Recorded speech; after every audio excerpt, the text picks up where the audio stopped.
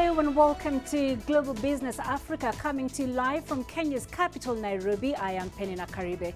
As always, let's begin with a look at the markets. The JSE was weaker this morning before recouping losses at the close of the session. Tencent, which influences the JSE via the Naspers table, fell more than 8% in intraday trade. In North Africa, Egypt's indexes closed mostly higher, with the benchmark EGX30 index solely falling due to local and Arab investors sell-off.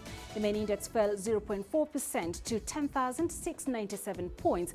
In Tunisia, the Tunis Stock Exchange and its Tun Index market index fell as well after President Kais Saied shocked the region on Sunday by suspending parliament. The value of the Tunis Stock Exchange was down over 1.0% today prior to the end of the day's trading. Experts say it could take days or even months for trading to return to normal. Coming up on the show tonight. Unrest in Tunisia threatens economic recovery efforts. African leaders turn to the World Bank for $100 billion support for economies battered by the COVID-19 pandemic. And China and U.S. relations remain at a stalemate even as talks between diplomats begin. Let's begin the hour in Tunisia. Troops have surrounded the country's parliament following clashes between the president's supporters and opponents outside the building in Tunis. Troops also blocked the parliamentary speaker and another party leader from entering the building. The violence took place hours after President Kais Saied dissolved the government, sacked the prime minister, and halted the activities of parliament for 30 days. Nokutula Shabalala wraps up the day's events. Tunisia is facing its worst test in a decade of democracy. After suspending the legislature and effectively dissolving the government, President Kais Saied says he will govern alongside a new prime minister who he is yet to appoint. Saied says he will also replace the defense and justice ministers. His supporters have welcomed that move. Regarding this decision, it's the first time I've heard a president make a correct decision. We have taken back our country. This is the first time I've gone out to the streets to celebrate. The decisions by President Kais Saied are not correct, against the constitution and the reality. They bring us back to 1954. The scene of parliament closed by tanks is very disgraceful. Critics are describing Saied's move as an assault on democracy. We were surprised by supreme decisions that not only surprised the Nahda, but also surprised the Tunisian people and the world in a country that is proud of being the first Arab democracy and having the latest constitution, announcing decisions that are essentially a coup d'etat, and it is called nothing but a coup. The European Union has urged all political actors to respect the country's constitution. Turkey says it is deeply concerned by the latest developments in Tunisia, while Germany has said it hopes constitutional order will return to the country. Noktula Shabalala, CGTN. Let's discuss this some more with Mohamed Dia Hamami, a political science researcher, joining us live from Tunis via Zoom. Thank you very much, Mr. Hamami, for joining us. So in 2011, Tunisia went through a revolution which until today is referred to as the only success of the Arab Spring revolts across the region. Today, 10 years later, the country is again agitating for economic reforms. Why has Tunisia not been able to achieve economic stability yet? Well, the main reason is because the political parties and political elite that had access to power after the revolution did not bring a new economic agenda. They've been following the same path of neoliberal reforms backed by the World Bank and the IMF, mostly with the EU. And the reforms that they passed did not succeed in improving the situation. In fact, they did the total opposite. It led to a continuous decrease of the national currency, the trade deficits as a result, rise of inflation also was another result. And it obviously led to major discontent of the population from both the elites and the ordered that followed the fall of Ben Ali regime. So just 3 months ago, the World Bank said Tunisia will require more stability and a joint national effort to steer the economy to the right path. So with no prime minister and a suspended parliament, how much can the president do to turn around the economy? Well, it would be difficult for the president to solve the economy in the short run without having such a consensus with the powerful National Labor Union. And that's actually what the World Bank and also the IMF alluded to in recent statements. The union have been opposing the orientation of the government because of their impact on people's living conditions. And I personally don't think that Kais Saied will succeed in implementing any other reforms without the support of such a labor union. The centralization of the powers is not on its own a factor that would determine his ability to pass such reform. It's rather his ability to think in a critical way and conventional way about solutions for the Tunisian economy. Well, again, the World Bank projects Tunisia's growth to accelerate to 4% this year as the pandemic's effects on exports begin to decrease and domestic demand begins to recover. But with the current uncertain political situation, is this projected growth attainable?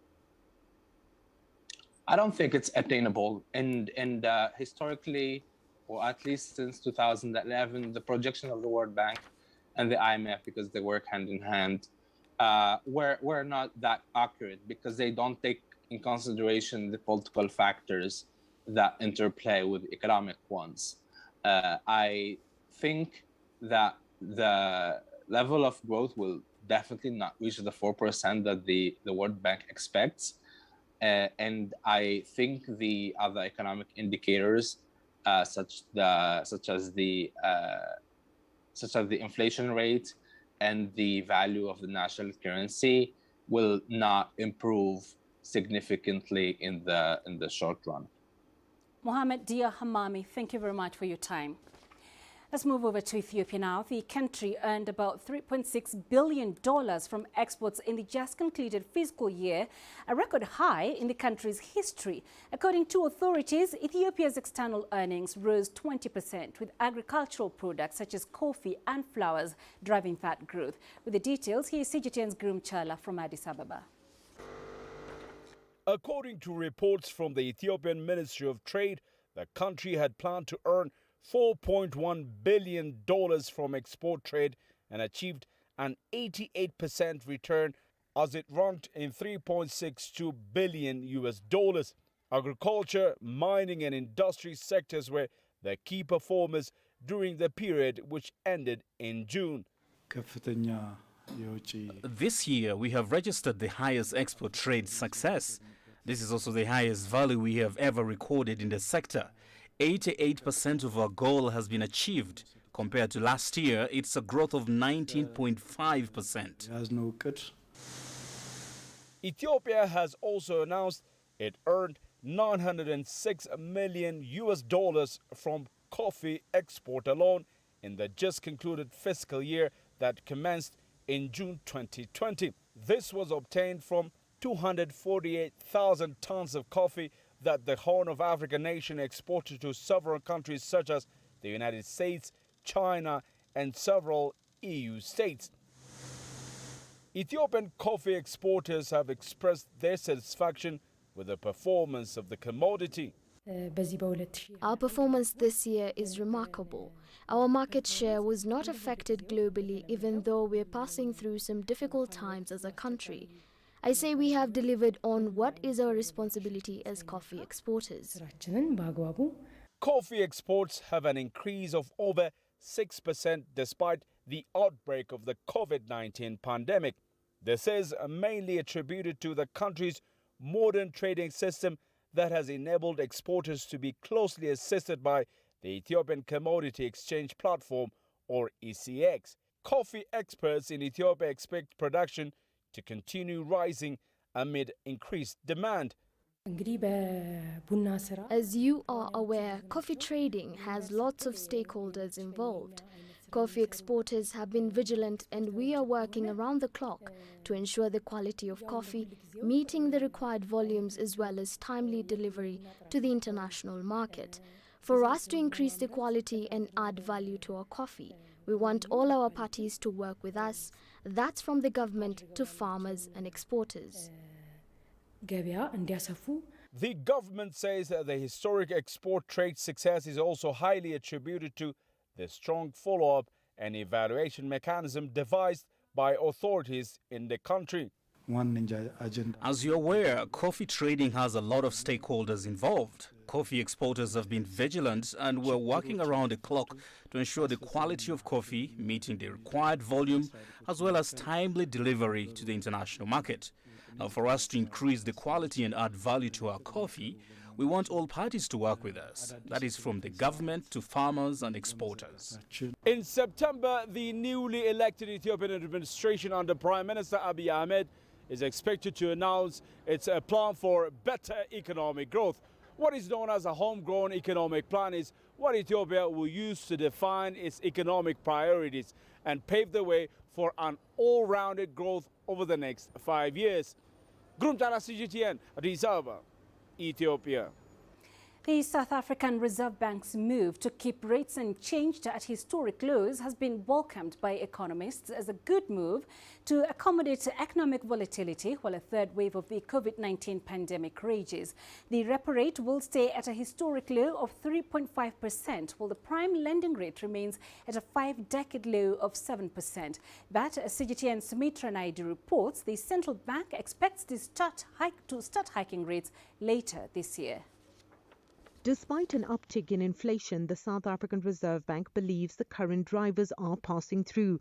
Annual consumer inflation eased to 4.9% in June after recording a 30-month high of 5.2% in May. The low base is responsible for a large part of the high inflation. In fact, if you eliminate base issues, what you get at is a headline CPI rate around 3.7%. So that's still below the 4.5% that the MPC is targeting. Apart from the low base, what we've seen the oil price as well as food prices that we're seeing increasing. Those two factors as well as the rental inflation. The Reserve Bank's own modelling predicts an increase in the interest rate later this year as the risks to inflation are on the upside. Possibly more important in the short term or the next 12 months is the rising inflation.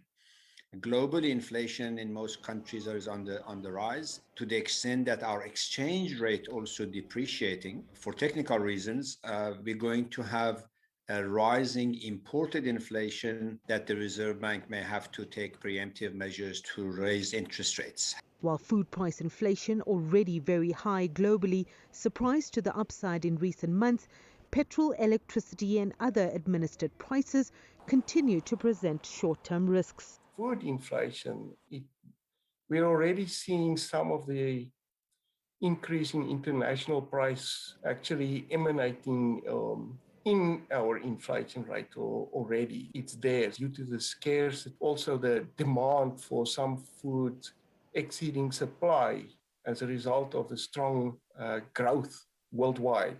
In addition to that, we had lots of droughts in South Africa, so the rebuilding of crops and so on, it's going to take time for that to pass. The recent unrest causing supply disruptions is a setback and will have some inflationary impact. According to the bank's quarterly projection model, rate hikes are expected from the fourth quarter of this year and through 2022. Sumitra Naidu, CGTN, Johannesburg, South Africa.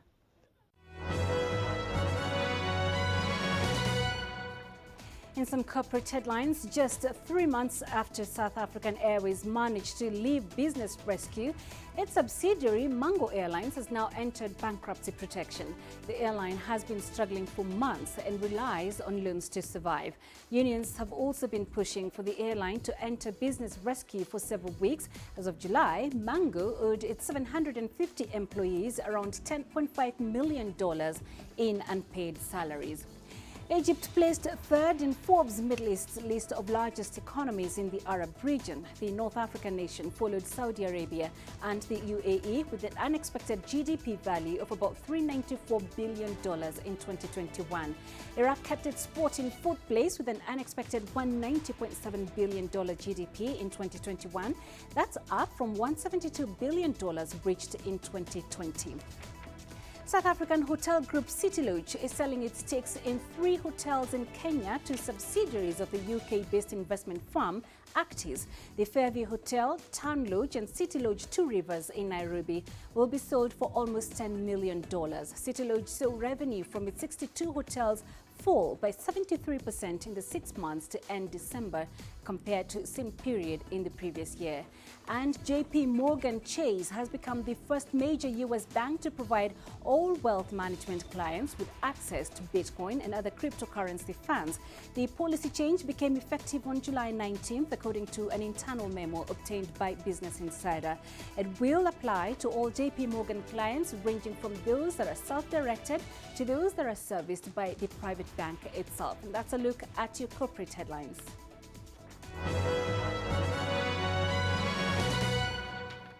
This is Global Business. Coming up in the show,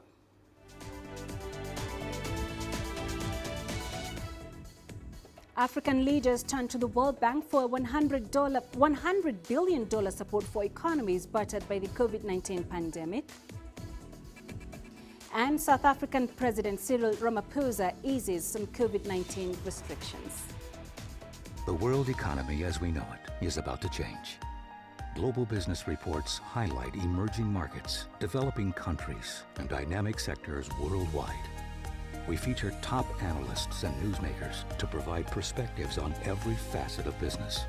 From an on-the-ground perspective, we provide you with balanced and objective assessments. Fast, sharp, and insightful. Global Business, only on CGTN. There's more to this place than just glorious landscapes. There's more to it than just, say, Table Mountain or glorious, endless salt flats. There's more to it than countries that are home to some of the deepest mines in the world. There is so much more to this place, even if it is home to some of the finest diamonds on the planet. It is the sheer diversity of the people who call Southern Africa home and the relentless drive to make it a better place that make it so special. And we know that because this too is home.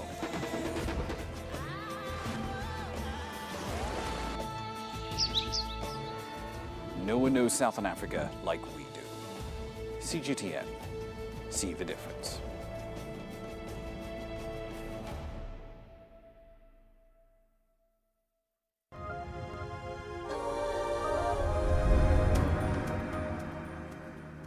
Welcome back. 11 African heads of state have appealed for $100 billion in hardship funding to help their economies out of the crisis caused by the COVID-19 pandemic. Lockdowns, reduced travel and trade have thrown sub-Saharan Africa into recession. While most African nations haven't reached the peaks of fatalities and infections seen in other parts of the world, there are concerns that a third wave of the coronavirus could get worse, with faster spreading variants driving infections. The leaders are seeking $100 billion for the period of 2022 to 2025 from the International Development Association, which is an arm of the World Bank Group that offers loans and grants to some of the world's poorest countries. The funding would be a top-up from a previous disbursement of $82 billion agreed in 2019.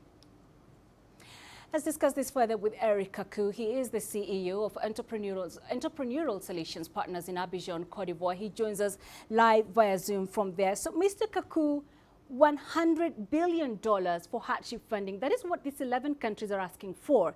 But even if they were to get this money, we still have vaccination rates very low in the continent. And this pandemic that is still raging, would they be able to achieve what they're hoping to? Listen, let me begin by clarifying a couple of things. First of all, the $100 billion is not just for African countries. As a matter of fact, of the beneficiaries, we only have 39 African countries, 20 countries from Asia, and the rest of them from the rest of the world. So we are looking at African leaders taking leadership for the Global South. That's the first point. Second, it's not Africa also asking for the $100 billion. As a matter of fact, it's the World Bank saying that they have spent $55 billion, which is more than 2/3 of the money they had raised in 2019 between April 2020 and June 2021 because of COVID. So the World Bank is asking for more resources to help the world's poorest countries, of which only 1 in 2 are African countries. Now, your point around the low vaccination rate is a very important one. Indeed, the vaccination rates in Africa are low, and the pandemic is still ongoing. And to me, though, those are reasons why those resources are needed, and those are the reasons why we actually need to really put the money on the table. The challenge then becomes, how do we relaunch those economies? To me, it's really going to be important to think beyond the money and use the resources to help entrepreneurs, to protect climate, and to also empower youth and women. Right. So of these countries then in Africa that should benefit from these funds, we obviously have different needs per country. And we have countries such as Mozambique, for instance, Burkina Faso, Niger, whose needs are quite different from the other countries in the sense that we've got jihadist attacks that are presently going on in those countries. So how much worse is it then for such countries?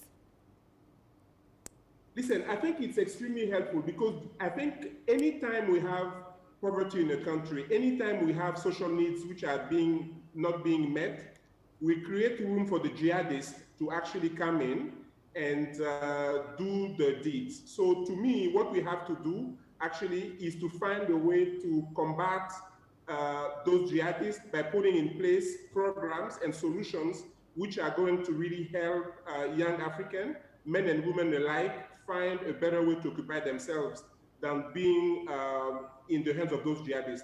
So it's critical that we are able to put in place those resources so that the countries which are being attacked right now can really find solutions.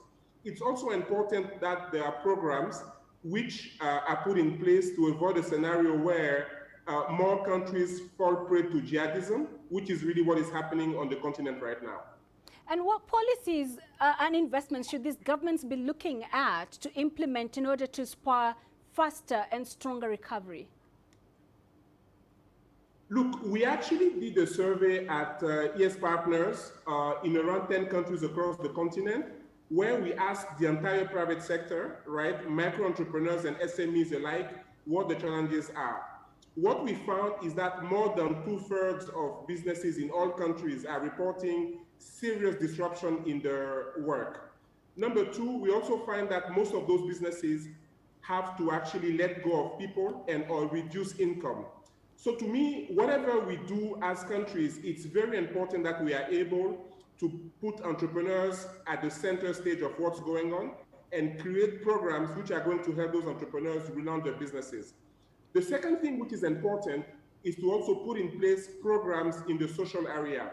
I think programs around vaccines are critical, but beyond that, we have to use the resources to really invest both in healthcare and education, because those sectors are amongst the ones which are the most badly affected by the pandemic. Last but not least, we also need to make sure that we continue to invest in the sort of infrastructure space, because this infrastructure is actually important to sustain the long-term development trends of the continent. And you mentioned that this was the first time with COVID that Africa was actually having a sub-zero rate of growth because of the pandemic. So we really need to make sure that we are able to rebuild back our economies better. All right, Mr. Eric Kaku, we appreciate your time tonight. Thank you very much for talking to us. South African President Cyril Ramaphosa has eased some COVID restrictions in the country, including lifting a weekday ban on alcohol sales. Ramaphosa made this announcement during a televised national address on the government's response to the COVID-19 pandemic, especially the current third wave of infections. CGTN's Yulisa Njamela has more.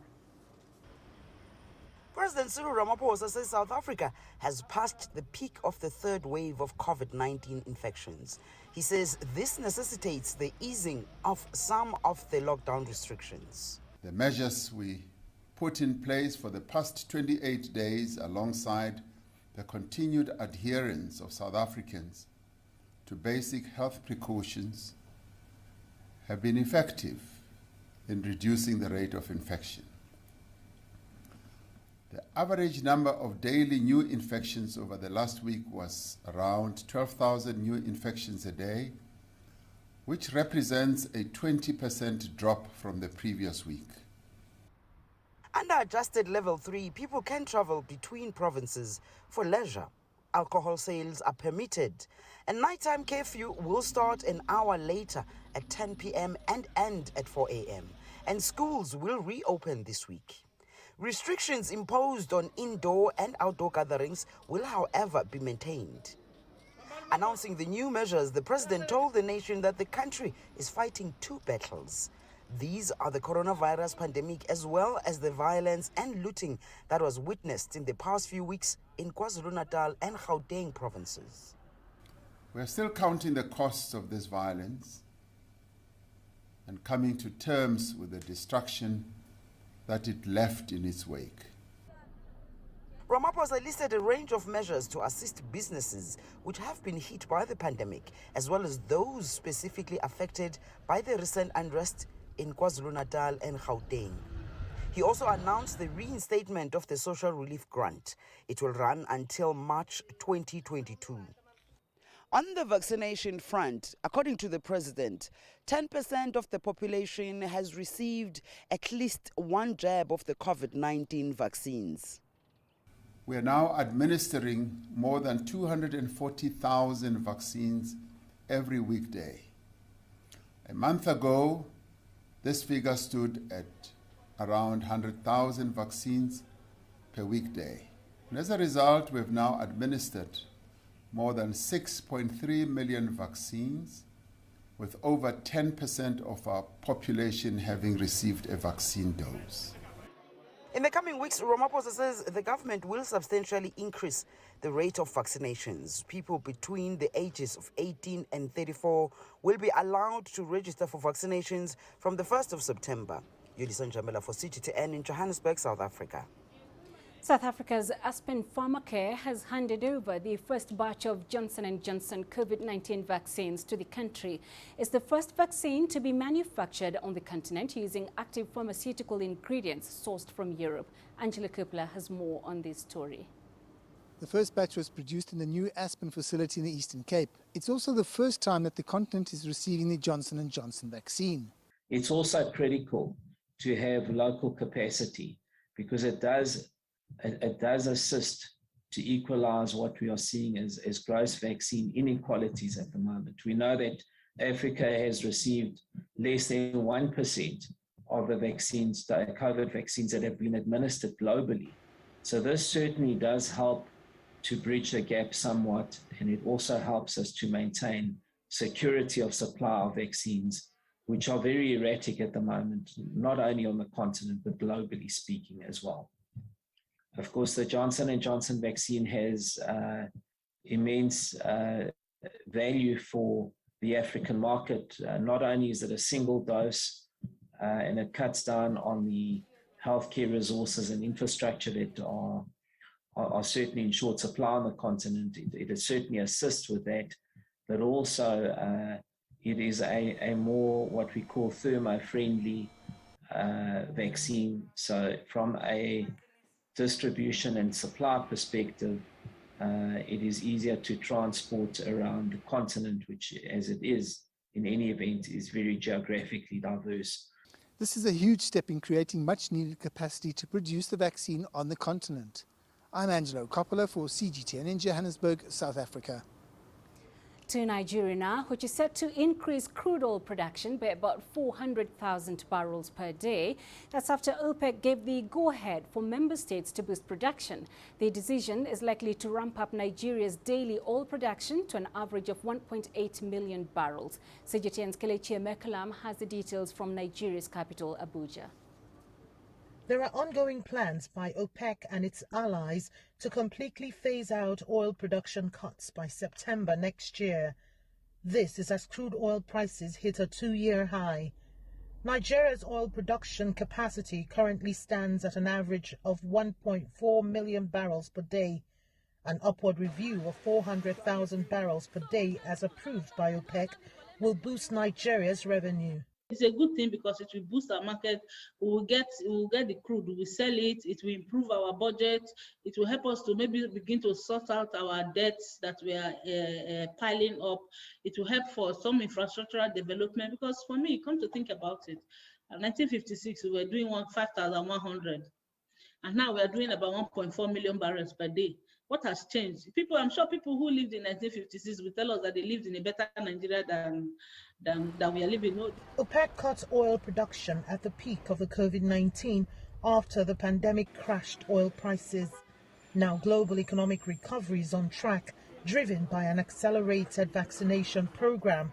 But there are still threats for oil producers. Yes, you may be able to control the environment for you to produce as much as you can, but you don't determine the price. Many things affect that. You also do not determine the demand. For instance, you have the Delta variant of the COVID virus spreading, and countries are beginning to shut. If countries shut down again and production slows down, then you don't have the markets, and there's just nothing you can do. Despite the boost in oil production, several factors still set back Nigeria's oil sector.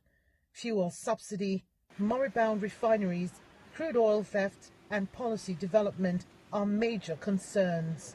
In every subsidy regime, you don't make it last forever because you notice that there's a problem and you create a timeline to address that problem. Once you address that problem, you go back to the original. But unfortunately, we find out that even the refineries that we have now can't even meet up to 10% capacity of its nameplate. Crude oil is Nigeria's mainstay, making up about 90% of its export revenue. Experts are now advising Nigeria to intensify diversification efforts and channel resources into critical sectors that will boost industrialization and encourage local production. Kelechi Emekalam, CGTN Abuja, Nigeria. Forced child labor on cocoa plantations in West Africa continues to fuel debate. In 2005, 6 Malians filed a complaint in the United States against the American subsidiary of food giant Nestle and the agricultural commodity trading group Cargill. The case bounced back in 2018, and in June 2021, the U.S. Supreme Court dismissed the charges of forced labor in cocoa against Nestle and Cargill. Alexandra Majala has more. Chimojon, an Ivorian cocoa farmer, agrees with the U.S. Supreme Court that Nestle and Cargill do not operate cocoa farms in Côte d'Ivoire themselves. Therefore, they wouldn't be using children in the fields. The U.S. Supreme Court certainly conducted investigations here in Côte d'Ivoire. So it was after that they made this decision.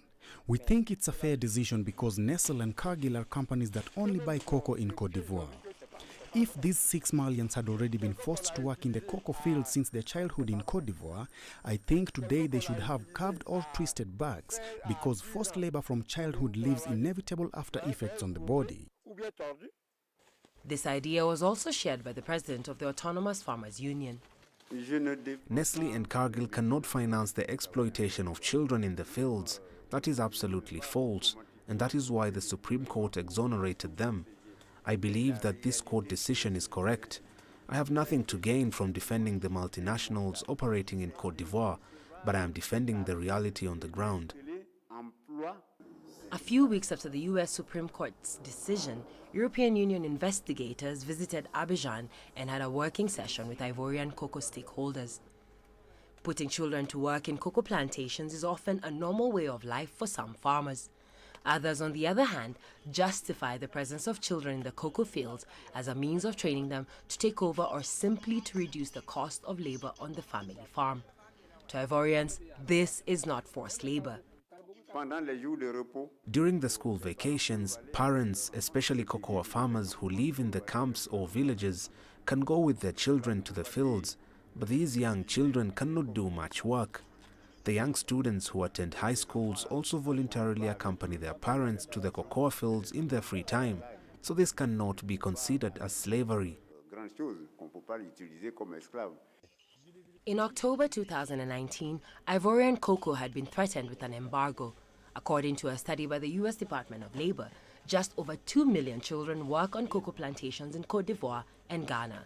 Today, real statistical data is lacking to evaluate the number of children who are victims of the most serious situations, such as modern slavery or trafficking from neighboring countries. Alexandria Majala for CGTN. You're watching Global Business. We're taking a short break. Coming up,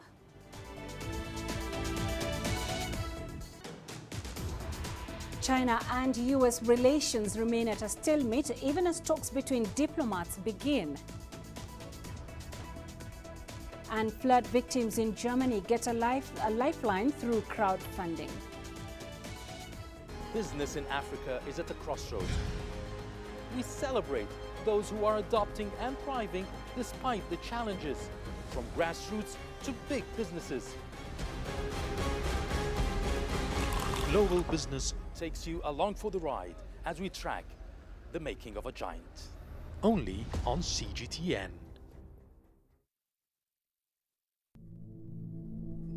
How will your world change today?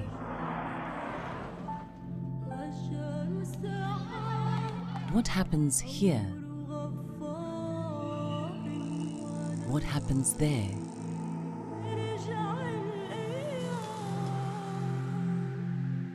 Or what you make happen for yourself?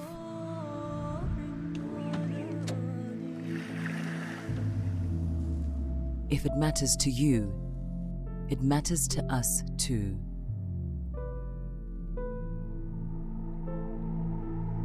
Your stories are the stories that need to be told.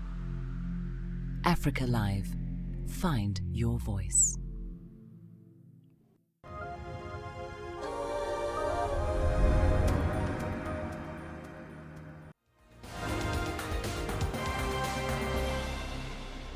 Let's have a quick look through the headlines of the day. In Tunisia, troops have surrounded the country's parliament following clashes between the president's supporters and opponents outside the building in Tunis. Troops also blocked the parliamentary speaker and another party leader from entering the building. The violence took place hours after President Kais Saied dissolved the government, sacked the prime minister, and halted the activities of parliament for 30 days. Mozambican President Filipe Nyusi has thanked African nations supporting his country in the fight against insurgents. Recently, the regional bloc of the Southern African Development Community, or SADC, agreed to send troops to the terror-hit north province of Cabo Delgado. Rwanda has also deployed 1,000 troops. And South Africa's Aspen Pharmacare has handed over the first batch of Johnson & Johnson COVID-19 vaccines to the country. It's the first vaccine to be manufactured on the continent using active pharmaceutical ingredients sourced from Europe. That's a look at some of the other day's top stories.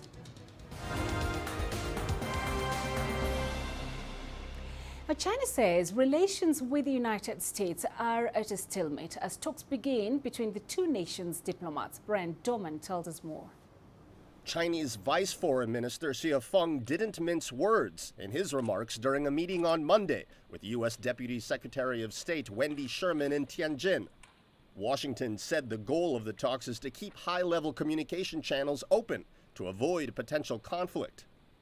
But Beijing laid the blame for faltering bilateral ties on Washington, saying some Americans treat China as, quote, an imagined enemy, and urged Washington to stop casting blame on Beijing for the U.S.'s failures.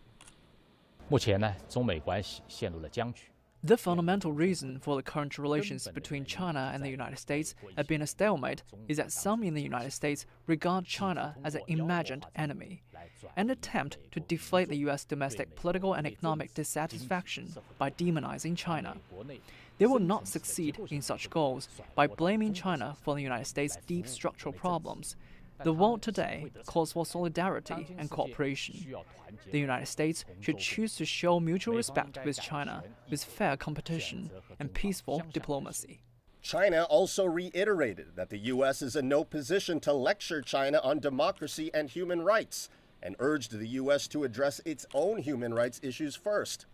China presented the U.S. with two lists. The first, a list of U.S. actions it must stop, such as visa restrictions on Chinese officials and students and crackdowns on Chinese companies. The other was a list of individual cases that concerned China, such as anti-Asian sentiment and violence against Chinese nationals in the U.S. China also expressed disagreement with the U.S. on its stance concerning the origins of the coronavirus and issues such as Taiwan, Xinjiang, and Hong Kong. Sherman is the highest-ranking American official to visit China since President Joe Biden took office. She also met with Chinese Foreign Minister Wang Yi. Germany witnessed severe thunderstorms over the weekend in areas already devastated by the country's worst flooding in nearly 6 decades, but no further damage was reported. More crowdfunding financial support continues to stream into the most damaged communities, as Natalie Carney reports from Munich. Another truck full of generous donations from the public for those struck by deadly floods earlier this month. Sebastian Frenkel, who lives in another part of the country, initiated a crowdfunding campaign when he heard about the devastation. He managed to raise more than 30,000 euros. We are unloading everything now. We have brought emergency power generators, construction dryers, screed dryers. We have things for the children in a different car, and we hope people will benefit from it. The full scale of the economic damage is still being assessed. Deutsche Bahn, which operates the country's train network, says rebuilding the roads and rails affected is likely to run close to 1.3 billion euros. Private businesses are also counting the costs. The rolling vineyards of the Ahr Valley were among the most seriously affected by the flooding. The area's Maischoss-Oltenaar wine cooperative has over 460 members, many of whom have lost both their homes and their livelihoods in the floods. Experts are blaming on climate change. I can't give any figures or even dimensions. In any case, it is devastatingly threatening to the existence of our business. That has to be said quite clearly. The barrels that were still in the cellar, where there was actually wine in them, are probably no longer usable. We're now trying to save what can be saved. Fingers are now being pointed and tough questions are being asked about both Germany's preparedness and emergency warning system, which many of the victims argue was in no way sufficient to protect property and save lives. First, the fire brigade came and said, please leave buildings within a distance of 50 meters from the R or go into the upper levels. And then about 10 minutes later, if I'm not mistaken, there was a short siren alarm. I also briefly heard church bells. Then it was over. There was a deathly silence. It was spooky, like in a horror film. Since, the federal government has been working to ensure that horror film is never experienced again. Following much criticism, much of which has been directed towards Berlin, Interior Minister Horst Seehofer has announced the introduction of a text messaging warning system for emergencies, a service that has existed here in Germany for several decades, but has not been in use due to privacy concerns. This warning system, already in use in several other countries, will now make it possible to send out emergency SMS text messages to all mobile network users in a defined area of concern without needing to know personal phone numbers. The text alerts, once operational in the next 12 to 18 months, will supplement other methods of issuing warnings across the country, such as sirens, smartphone apps, and radio bulletins. Natalie Carney, CGTN, Munich. Hong Kong's annual fair for animations, comics and games is back after a year-long suspension due to the pandemic. Many fans say some of the things they look forward to are limited edition collectibles, the video games on offer and some cosplay. Han Cheng tells us more. The annual 22nd Anacom Games Hong Kong Fair is back after a year-long pandemic hiatus. Unlike past years, there weren't overnight queues or dramatic rush-ins, thanks to one social distancing measure, a lucky draw which decides who gets to enter first and in which order. The first person in made a beeline for this product from local toy manufacturer 30. There's a huge crowd of people behind me, many likely gunning for the limited edition collectibles, which tend to sell out fast. With 244 exhibitors across more than 800 booths, the 4-day event will also feature a wide selection of anime, comics, video games, and rare toys from all around the world. I'm happy to be here. I went all out and prepared about $500 for grab bags, but they only cost a third of that. This year, Japanese toy maker Bandai has the biggest presence, showcasing popular products from Gundam to Demon Slayer. 2 years ago, we got like a worldwide competition. We call the Gunpla. This year is also still stopping because of the worldwide pandemic. That's why we expand our booth size so that we may have more corridor. We are seeing people queuing for the normal items and as well as the limited item. So we are quite satisfied. And debuting for the first time is the Elephant Pop Art and Toy Show 2021, which features various exhibitions like this one on Popeye, with works from 16 world-class toy designers. Business aside, as you can see, this event is also a major cosplay gathering, which means people get to dress up as their favorite characters. The best part is, they don't just get to showcase their works, there's even a prize contest for the best costume. This outfit took me almost a month to put together. It has to match the original look. This is 3D printed, so it was expensive. That's not all. Aside from cosplay, the fair also offers other creative outlets. I'm at the zone for doujin, a Japanese term for self-published works by aspiring or professional creators. There are over 150 booths that offer products from postcards to t-shirts. There's also a designated stage back there for live performances. Meanwhile, the esports carnival is also a popular feature, where people can test out the hottest video games and gaming devices. And these days, an event like this won't be complete without some element of virtual reality. But this next one is a tad different. Sitting about 10 kilometers away on an indoor racetrack is a remote-controlled car. The cool thing is, with 5G technology, I'll be able to drive that car using this. It's called Real Virtuality Racing, and the experience offers a first-person perspective in real time. Time to hit the road. Until next time, I'm Ann Chang for CGTN in Hong Kong. One of the largest gaming conferences for developers has gone virtual this year. The Game Developers Conference is holding hundreds of online sessions this week, with many sessions focusing on the health and safety of gamers. Mark New has the details. In past years, 29,000 people have packed halls in San Francisco to attend the Game Developers Conference. This year, it's gone completely virtual, with 550 online sessions, teaching everything from how to create gaming worlds to how to build metahumans. The head of Intel's Worldwide Gaming Solutions, Kim Pallister, says mobile has exploded to make up over half the gaming market. People are spending more time and more money playing games. This is a trend we only saw accelerated during the pandemic. What we've seen is that people are gaming across multiple devices, and the games are evolving to reach them on those different devices. Game Developers Conference also discussed some issues that many people might find rather surprising, like the rise in gaming injuries. One participating group, called 1HP, is made up of medical professionals dedicated to improving gamer health. They reviewed surveys and studies that found the #1 issue plaguing gamers is not carpal tunnel syndrome. Back at 25 or at 31%, neck at 11%, shoulder at 11%, headaches at 8%, forearm at 7%, wrist at 6%, hand and fingers at 5%. That's huge. Your muscles have an optimal length-tension relationship where they can react the fastest, they can be the strongest, and ergonomics is part of that. At other sessions, GDC took on racism. I can't count the number of times in gaming I've been called the N-word. And sexism. It's probably been years since I've used voice chat. These gamers say they're hesitant to use voice chat because they don't want to deal with the harassment of being identified as a woman. The trends show that women are more and more getting involved in esports, and they're, despite the harassment and the other negativity that they face, women like games. Whether technology can solve the harassment issue was a talking point for this discussion on virtual identities. My name is Mike Nappis. I'm the CEO and co-founder of Modulate, which makes the world's first real-time voice skins. What that means is that this isn't actually my real voice. Of course, This isn't my real voice either. But Pappas was asked whether his technology just makes it easier for people to mask their true identity in order to harass people.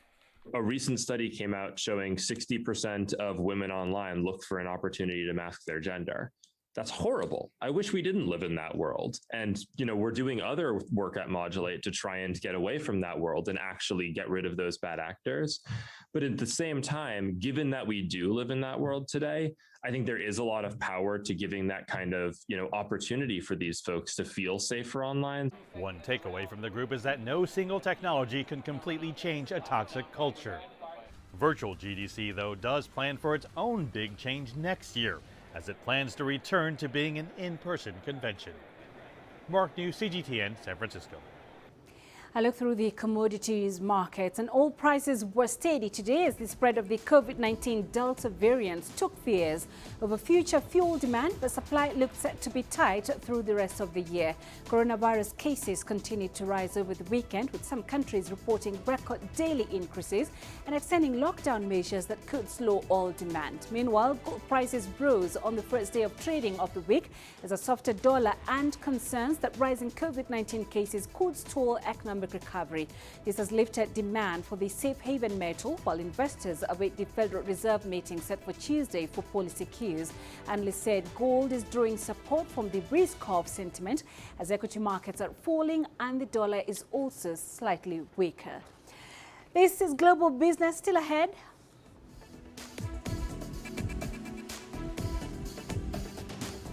Nigerians turn to lucrative catfish farming. You don't find the stories of North Africa by sitting on the sidelines.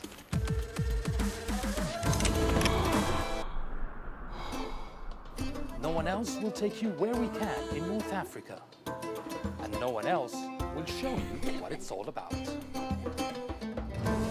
CGTN, see the difference.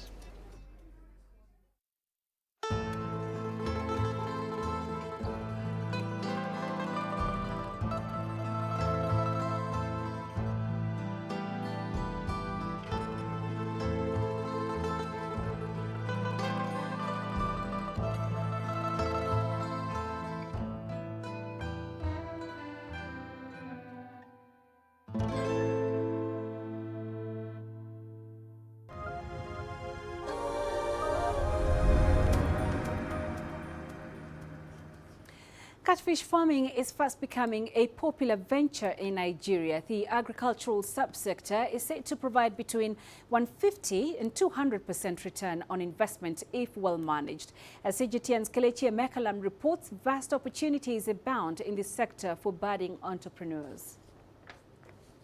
For over a decade now, Emmanuel Nwosu has been running his catfish farm in Nigeria's capital, Abuja.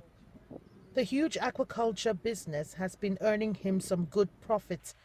The 62-year-old uses the artificial hatchery method. He produces and supplies to other farmers. He harvests over 60 metric tons of catfish yearly and makes good profits. If you start from the beginning, in other words, you hatch by yourself, you stock by yourself, you farm by yourself, you sell by yourself, you make more profit. Because by the time the fishes, the hatchery is up to 4 weeks and above, you have not spent up to 10 to 15 naira per one. If you stock from there, begin to feed, you are sure you are going to make more profit. If you are farming yourself, you are sure of making 30% profit. Very sure.